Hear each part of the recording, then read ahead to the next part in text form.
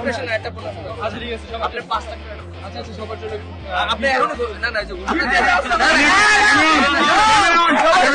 ব্যবস্থা করতেছি।